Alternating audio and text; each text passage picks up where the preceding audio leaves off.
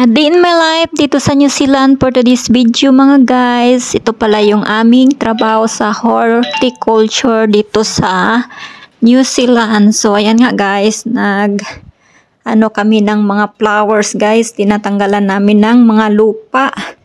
So ayan yung peony or yung mga flowers na peony guys. Ang mamahal niyan dito guys.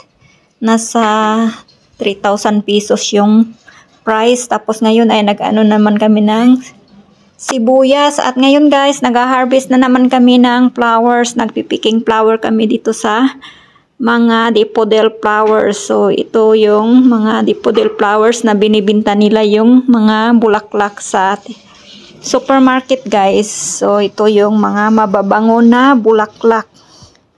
So ayan nga guys, yung isang piraso niyan is 35 pesos. So $1 isang piraso niyang isang bulaklak lang guys. So napakamahal yung mga flowers dito pag ibibinta sa supermarket guys. So ayan nga, napakalapad yung lupain ng amo namin. So ito nga guys, pauwi na kami, tapos na kami nagtrabaho.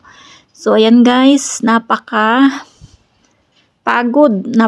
ako talaga sa aming trabaho kasi nga napakalamig. Kaya nga double jacket, triple jacket pa yung aming suot dyan.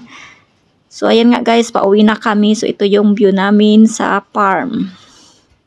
So napakaganda yung dito guys, yung clouds. Tingnan nyo guys. At kanina naman ay umuulan. So ito yung view ngayon guys. Napakaganda yung clouds dito sa New Zealand. Napakaganda yung view dito guys. At napakalinis talaga yung view dito sa, yung paligid dito sa New Zealand at yung cloud. Nakaka-amaze naman kasi nga palubog na yung araw. So 3:30 pala kami matatapos magtrabaho sa farm. So ito nga guys, pauwi na kami.